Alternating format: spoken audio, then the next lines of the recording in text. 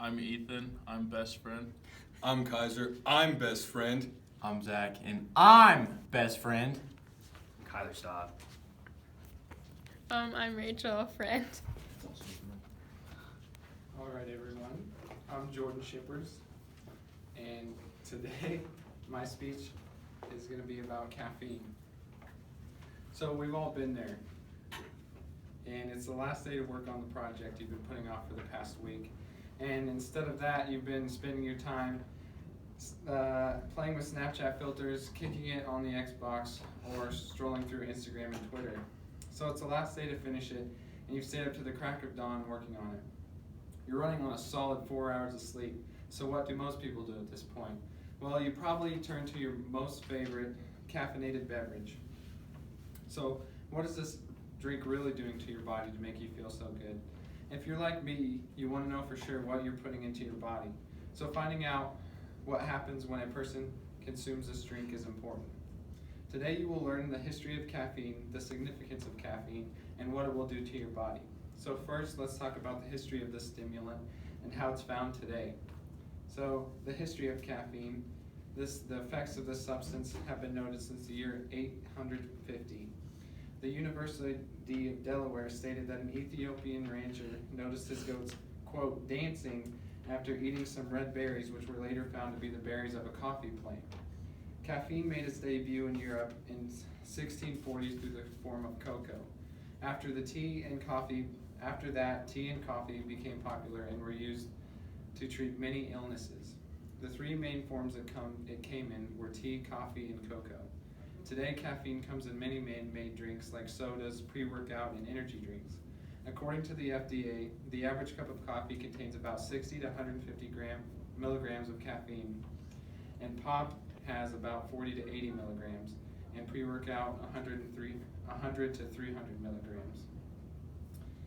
The pre-work I use contains about 300 milligrams of caffeine along with other stimulants to give you energy. And those other stimulants would include vitamins B12 and substances like beta-alanine.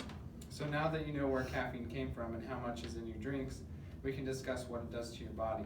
There are quite a few positive effects for this drink. First of all, caffeine can change your mood. Studies from Quinlan have shown that 100 milligrams of caffeine can better your mood and decrease anxiety. Another thing caffeine does is help with your metabolism. At a sitting still rate, your body will burn more calories than with caffeine than without it. And research by Belza shows that as small as 50 milligrams of caffeine can significantly make resting energy expenditure higher. Caffeine also helps with the sympathetic nervous system. It prevents the enzymatic degradation of adenosine in the postsynaptic cells, which means it increases the strength of neural signals in your brain. This is what gives you the more alert and more awake feeling. With this, cognitive thinking is improved and you appear to be a better problem solver, better at concentration, decision making, and also muscular coordination.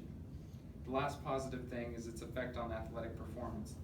Caffeine allows the body better energy utilization with less energy exertion. This is also an increase in the firing. There is also an increase in the firing of skeletal motor muscles. All of these seem to be great, but you also have to consider the negative effects. The negative effects of caffeine make you think twice about consuming more caffeine. Though caffeine has its benefits, there is a limit to how much we can consume. For adults to get positive effects, only a recommended dose from the University of Delaware is anywhere between 12.5 to 100 milligrams daily. Over 1 gram at a time is considered toxic. Overcaffeination can have the effects of anxiety, jitterness, headaches, and fatigue. With these effects, people who take in bigger amounts of caffeine tend to find it harder to fall asleep. From studies by the FDA, people who are constantly consuming caffeine can experience withdrawal. The most common symptom is a headache. Along with this, caffeine drinkers can experience osteoporosis, according to Healthline. The caffeine takes away from the calcium stored in your bones, making them weaker. Caffeine makes your heart beat faster, so people with irregular heartbeat or AFib can experience problems due to caffeine that make the heart work harder than it should. Pregnant or nursing women should also watch how much caffeine they consume. According to Healthline, caffeine can increase a baby's heart rate and metabolism, and caffeine increases the chance for miscarriages. So now that you've learned about this chemical called caffeine, you can take better care of your body when consuming it. The next time you stay up till 4 a.m. working last minute to finish that project, you can choose the right drink to get you going. Now you know what are in these caffeinated drinks, where they came from, and what they do to your body. Thanks.